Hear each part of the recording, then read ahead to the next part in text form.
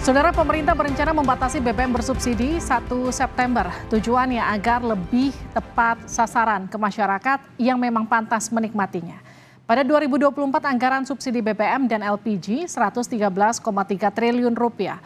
Kuota subsidi untuk BBM jenis Pertalite adalah 31,7 juta kiloliter, sementara untuk solar 19 juta kiloliter. Dalam realisasinya hingga Juni 2024 sudah ada 15 juta kiloliter Pertalite yang disalurkan. Sementara untuk solar subsidi yang sudah disalurkan 8,8 juta kiloliter. Akan seperti apa skema pembatasan BBM bersubsidi? Bagaimana dampaknya? Dan apa yang harus dipersiapkan agar kebijakan pembatasan tidak menimbulkan gejolak di masyarakat? Kita akan bahas usai tayangan berikut. Rencana pemerintah membatasi bahan bakar minyak atau BBM bersubsidi terungkap usai pertemuan 4 menteri di kantor Menko Perekonomian Airlangga Hartarto. Menteri Kelautan dan Perikanan Wahyu Sakti Trenggono yang hadir dalam pertemuan itu menyebut pembatasan BBM bersubsidi rencananya diterapkan 1 September mendatang. Pembatasan diberlakukan untuk jenis kendaraan tertentu. Tadi bahas masalah BBM, ada pembatasan di kendaraan tertentu 1 September. Kata Wahyu seperti dikutip dari kompas.com Selasa 16 Juli 2024. Sebelumnya Presiden Joko Widodo membantah kabar rencana membatasi BBM bersubsidi pada 17 Agustus 2024. Bahkan menurut Presiden belum ada rencana dan pembahasan mengenai hal tersebut. Enggak. Belum ada.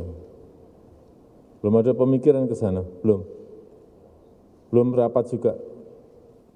Mencuatnya pembatasan BBM bersubsidi tanggal 17 Agustus berawal dari Menteri Koordinator Kemaritiman dan Investasi Luhut Binsar Panjaitan. Luhut menyatakan pembatasan ini dilakukan agar BBM bersubsidi menjadi tepat sasaran. Nah, ini sekarang lagi diproses dikerjakan oleh Pertamina. Nah, kalau ini semua berjalan dengan baik, itu dari situ saya kira kita bisa menghemat lagi dan juga pemberian subsidi yang tidak pada tempatnya. Itu sekarang Pertamina sedang menyiapkan. Kita berharap 17 Agustus ini kita sudah bisa mulai di mana orang yang tidak berhak dapat subsidi itu akan bisa kita kurangin. Kemudian masalah penggunaan bensin. Kita kan sekarang berencana ini mau mendorong segera bioetanol masuk menggantikan bensin supaya polusi udara ini juga bisa dikurangin cepat karena Wakil Ketua Komisi Energi DPR Edi Suparno menyebut memang perlu ada evaluasi penyaluran subsidi BBM. Menurut Edi, selama ini kuota subsidi BBM tidak tepat sasaran. Ia bilang 80% pengguna bahan bakar Pertalite dan solar bersubsidi berasal dari kalangan mampu.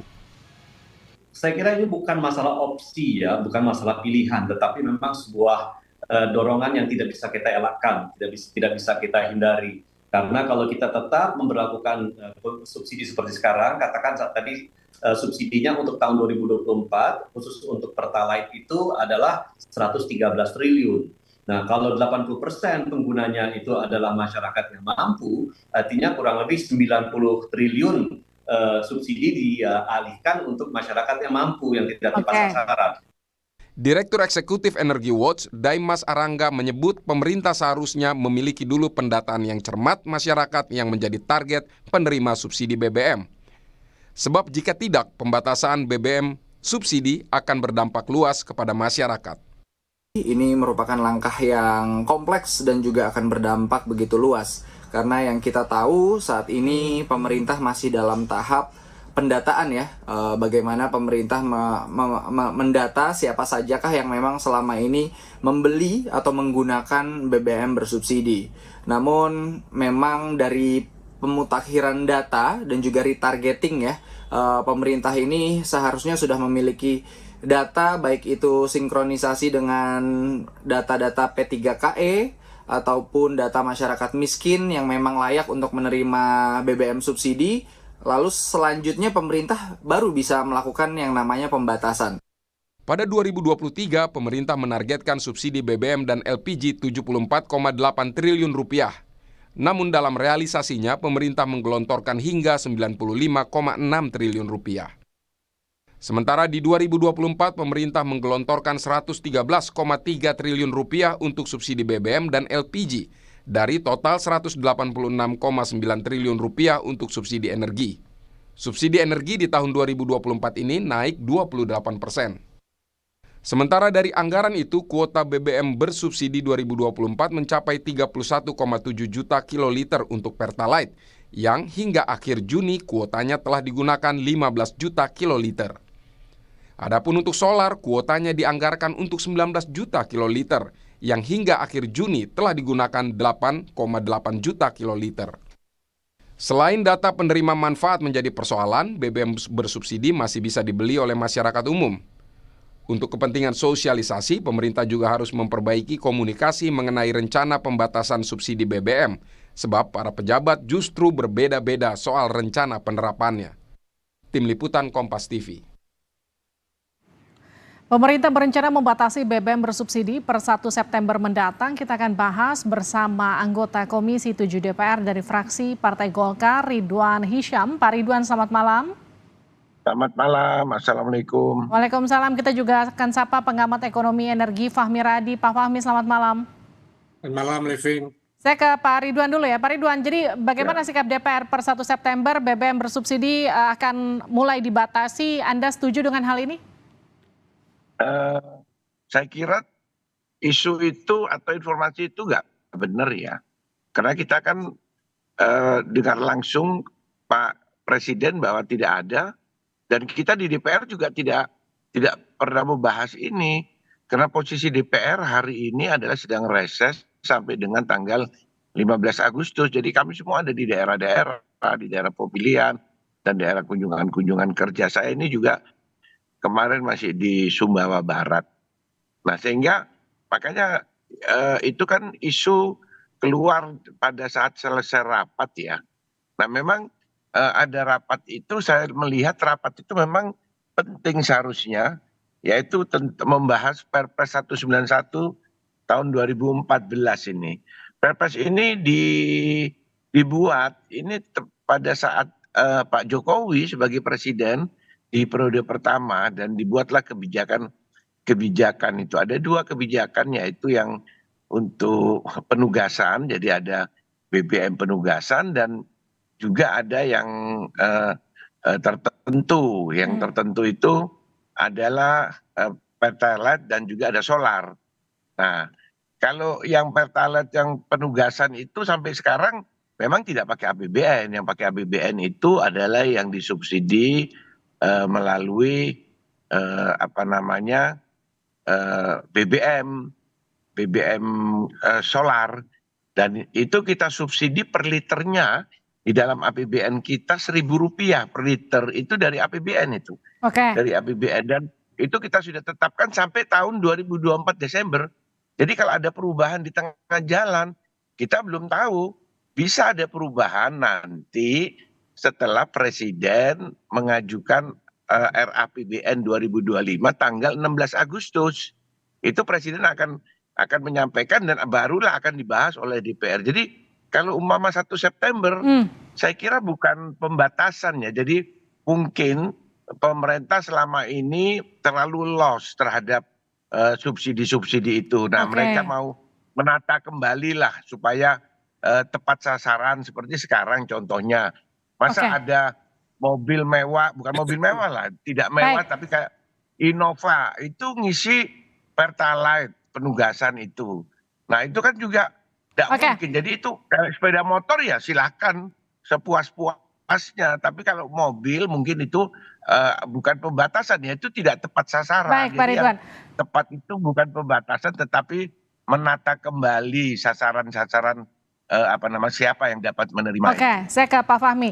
Bahasanya menata kembali siapa orang yang berhak dan tidak berhak untuk menerima BBM bersubsidi. Tapi kemudian apa yang harus disiapkan pemerintah agar kalau memang ini betul diberlakukan per 1 September dampaknya tidak terlalu besar? Ya, sebetulnya kajian pembatasan BBM itu sudah dilakukan 3 tahun yang lalu itu ya, tetapi tidak juga diterapkan. Nah, saya menduga Luhut itu gregetan sehingga membuat fait accompli gitu ya.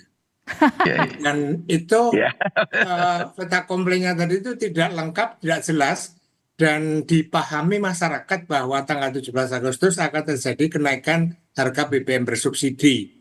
Nah ini akan membahayakan timbulnya panic buying gitu ya. mungkin tanggal 16 mereka kan berbondong-bondong gitu ya. Tapi ini kan sudah direvisi 1 September dari 4 menteri. Nah, itu revisi 1 September sebetulnya nggak harus menetapkan tanggal pasti gitu ya. Tapi yang penting penataan tadi itu tahapan-tahapan yang dilakukan. Yang pertama adalah menemukan dulu mekanismenya seperti apa dalam pembatasan tadi. Misalnya ditetapkan 1.500 cc ke atas. Ini juga nggak mudah untuk diterapkan di SPBU gitu ya.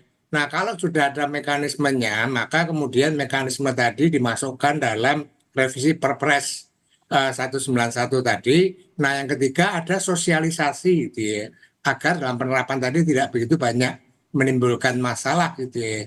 Tapi kalau kemudian di pasal 17 diundur tanggal 1 September dan tidak terrealisir, saya kira ini justru kontraproduktif itu, Mbak Alifin. Oke, saya ke Pak Ridwan. Pak Ridwan, ini seperti tadi kata Pak Fahmi sudah dirumuskan selama kurang lebih sekitar 3 tahun, tertunda-tunda, tidak pernah efektif, katakanlah tata kelola subsidi BBM yang tepat sasaran, bahasanya seperti itu kurang lebih. Seperti apa seharusnya? Itu betul yang disampaikan sama Pak Fahmi, revisi Perpres 191 itu ya Pak Fahmi ya. Itu saya kira sudah disiapkan 3 tahun yang lalu. Tapi pada saat saya wawancara 2 hari yang lalu kan sudah saya sampaikan bahwa subsidi ini adalah dipakai sebagai alat politik. Nah, politiknya belum tepat. Begitu loh. Politiknya belum, apalagi mau kita pemilu kemarin. Bayangkan kalau mau terjadi perubahan, mungkin pemilunya jadi ya bisa berubah lah peta dukungan itu. Nah, maka itu ditunda sampai sekarang. Padahal seharusnya sudah 3 tahun yang lalu kalau mau memperbaiki, mau revisi 191 karena yang namanya Pertalite itu yang kasihan itu Pertamina loh. Pertamina itu penugasan dan untuk mengeluarkan dana itu dia harus anggaran itu tidak bisa Direktur Utama Pertamina atau Direksi Pertamina mengeluarkan begitu saja, tidak bisa, harus ada diputuskan melalui RUPS itu karena pemegang saham harus juga ikut menyetujui. Nah, Pak Ridwan, maaf saya potong. Jadi gini, kalau tadi kata Anda selama ini mungkin timing politiknya belum tepat, makanya ditunda-tunda selama 3 tahun. Nah, ini kan keluar nih tanggal 1 September. Pak Jokowi kan selesai di Oktober. Apakah menurut Anda ini timingnya sudah tepat untuk menata ulang BBM bersubsidi di 1 September? Saya kira begini ya kan, kalau Mama September ke Oktober kurang sebulan, serahkan aja lah pemerintahan baru supaya kebijakannya juga lebih fresh dan kabinetnya juga kabinet baru, mereka lebih bisa menghayati bagaimana aspirasi masyarakat karena kan mereka terutama Pak Prabowo Gibran ini kan kampanye kemarin. Banyak janji-janji yang diberikan kepada masyarakat. Ya janji-janji itu harus diwujudkan dalam bentuk kebijakan-kebijakan. Saya sudah mengatakan, sudah beberapa kali saya mengatakan di dalam rapat-rapat kerja maupun RDP dengan Pertamina, saya bilang bahwa subsidi itu tidak diberikan kepada produksi. Karena kalau diberikan produk maka akan tidak tepat sasaran karena semua orang bisa beli. Kalau ada aturan itu ya istilahnya malingnya lebih hebat daripada polisinya, Mbak. Di situ. Karena ini kan masyarakat luas ini. Jadi harusnya subsidi itu diberikan kepada orang yang tepat. Siapa orang yang tepat? Yang tepat itu adalah orang yang dibuatkan kriterianya, nanti pemerintah lah yang mencari mana orang-orangnya ini. Nah itulah baru diberi kartu-kartu untuk mereka mendapatkan dana untuk membeli subsidi energi. Nah, saya ke Pak Fahmi, Pak Ridwan. Pak Fahmi, pembatasan BBM bersubsidi ini kan saya bisa katakan ini tersandra konflik kepentingan politik. Kalau kemarin itu ada Pilpres, sekarang kemudian Pak Jokowi mau selesai di Oktober, kemudian tadi Pak Ridwan katakan serahkan saja ke pemerintahan baru. Idealnya tuh kapan? Apakah makin cepat lebih baik atau seperti apa? Saya kira makin cepat lebih baik gitu ya, karena tadi data menunjukkan bahwa selama ini subsidi tadi realisasinya selalu membengkak. Nah, kemudian yang kedua itu sekitar 80% dari total subsidi itu salah sasaran. Ada sekitar 80 triliun per tahun, itu salah sasaran. Ini kan dana APBN yang cukup besar yang harus diselamatkan tadi. Maka ada urgensi yang sangat penting gitu ya, untuk segera melakukan pembatasan. Hanya dalam pembatasan tadi yang perlu dilakukan pertama mekanisme seperti apa. Pertamina menawarkan My Pertamina nggak efektif gitu ya. Kalau menurut saya sementara ini gitu ya, supaya agar diterapkan, buat aja di Perpres itu yang boleh menggunakan Pertalite itu sepeda motor, angkutan kota, angkutan barang, yang lainnya dia suruh pindah ke Pertamax. Baik, artinya aturannya harus dibuat lebih jelas dan juga penerapannya lebih cepat, lebih baik karena ini ujung-ujungnya soal efektivitas penggunaan anggaran nanti ke depannya. Terima kasih Pak Fahmi, terima kasih Pak Ridwan sudah bergabung bersama kami di Sapa Indonesia Malam, sehat-sehat selalu.